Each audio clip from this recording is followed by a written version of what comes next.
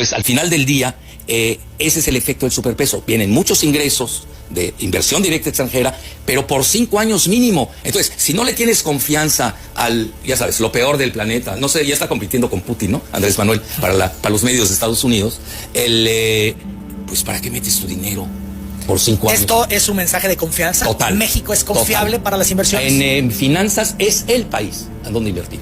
Mira, yo tengo un amigo banquero en Hong Kong, de uno de los bancos más importantes de España. Te hablo en serio. Dice, nosotros ganamos lo que queremos en México. En ninguna parte del mundo ganamos aquí. ¿Y sabes qué es lo peor? Que estos pseudoempresarios, pues no lo son, si lo fueran, verían los datos duros y actuarían en consecuencia.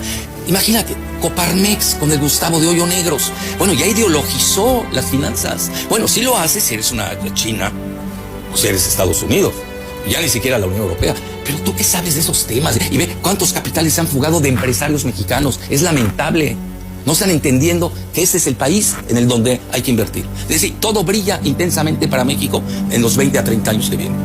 Tenemos aquí en relación al peso mexicano, están los ingresos. Esto es muy técnico y ojalá tus directos televidentes y radioescuchas se concentren en esta parte. Hay una situación en finanzas que se llama Foreign Direct Investment, inversión foránea directa. ¿Qué significa? Que tienen que durar en el país mínimo 5 años. Pueden entrar solos, pero no son especulativos. Ahorita en la época de Echeverría se manejaba mucho el capital golondrino. Te voy a hacer una frase que usamos mucho. Hoy esos Foreign Direct Investments, FDI, o inversión directa extranjera en México, subieron del año pasado a hoy 30%. Porque Estados Unidos tampoco tiene muchos lugares donde invertir. Entonces están sacando sus capitales y vienen aquí al famoso nearshoring, ya sabes, ¿no? Eso lo saca BlackRock desde el año pasado, y bien, porque ya se acabó el offshore de la globalización. Hoy estamos en la desglobalización y tienes el nearshoring.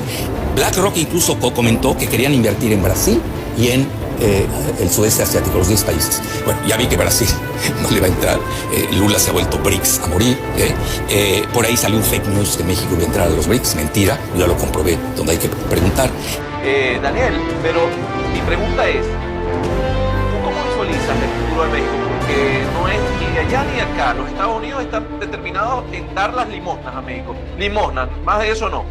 Y de aprovecharse de su capacidad, digamos, industrial y de su masa laboral. ¿Cómo visualizas el tema de México? Rápidamente, no te quiero quitar mucho tiempo, pero te lo digo porque sé que hay miles de mexicanos viendo esto y diciendo, ajá, ¿y nosotros qué hacemos? ¿Nos vamos más hacia el sur o nos quedamos con los gringos? México es un país de América del Norte, o sea, América del Norte, North America, es Canadá, Estados Unidos y México. En ese sentido, es cierto que la economía mexicana está muy unida a la economía de Estados Unidos, mucho más que a la economía de los países del sur, de Sudamérica. Entonces, Sudamérica sería un proyecto civilizatorio de Gran Colombia y México no estaría incluido en este proyecto, por mucho que habla el mismo idioma que el resto del continente, porque México forma parte de América del Norte. Pero dicho eso, México es un país, o sea, bendecido con muchas cosas, está entre los dos océanos, tiene una población inmensa de 135, 140 millones de personas, 35 si no me equivoco, millones que viven en Estados Unidos, y de hecho una parte, no muchos, pero 2 como algo por cien, el año pasado dejaron Estados Unidos y volvieron a casa. Eso quiere decir que tú tienes una base de población muy grande, territorio inmenso, territorio muy rico en recursos naturales. Esto también es un punto fundamental, y sobre todo el recurso natural más importante del país, el recurso, es la juventud, que son 50 y no me acuerdo, 2 o 3 millones de jóvenes, ¿sabes? Que quieren hacer muchas cosas, astronautas, físicos, cuánticos, un sinfín de cosas para poder mejorar la vida. O sea, ese es otro mundo. Entonces, en ese sentido, obviamente pega muy fuerte la influencia de Estados Unidos. Fíjate, la tercera parte de la gente en NASA que está trabajando en el proyecto Tierra, Luna, Marte son mexicanos. ¿Sabes? O mexicanos, chicano-americanos que nacieron en Estados Unidos de descendencia mexicana. O sea, y esto también te habla muy bien claro del futuro del país, pero yo lo veo mucho más unido a la América del Norte como proyecto que a la América del Sur, y esto también tiene sus ventajas o desventajas. La ventaja principal, bueno, tú estás unido a una economía muy fuerte. La desventaja principal, que tienes la economía que los Estados Unidos, bohímas, que te está, bueno, exigiendo a nivel político, económico, social, psicohistórico, para ser como ellos. En ese sentido también, tú también vives en México y lo vemos a diario, cuántos mexicanos jóvenes quieren ser americanos, o sea, estadounidenses. ¿Sabes? En vez de amar a su propia cultura, respetar a su cultura, sus cultura rica, una historia muy rica. Entonces, en ese sentido, lo que estamos viendo es la influencia de Estados Unidos de la televisión, los medios, cultura, ética, estética, todo esto juega un papel fundamental. Eso es la parte peligrosa.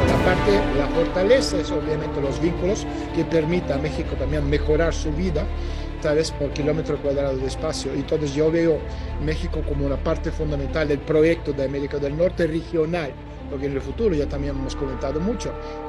El concepto de Estado-Nación se rompe, Global 1.0, ¿no? Y entonces ahora estamos llegando a la regionalización de las economías, y esta sería la zona del dólar, Estados Unidos, Canadá, México, y después el resto del continente con los países caribeños, América Central. Esto ya sería el otra región de América Latina, la gran, digamos, el proyecto de Gran Colombia, aunque muchos de estos países nunca han formado parte de Gran Colombia de Simón Bolívar, sería el proyecto latinoamericano conceptual, etcétera, etcétera, etcétera. Casualmente estos días estaba leyendo un informe sobre este concepto de nearshoring y la muerte de la globalización. Y bueno, las perspectivas para México son muy buenas porque todo su poder manufacturero le va a ayudar, ¿no? Mucho de lo que va a dejar de trabajar, se va a dejar de trabajar en Asia y en esas regiones va a terminar parando en México. Así que creo que viene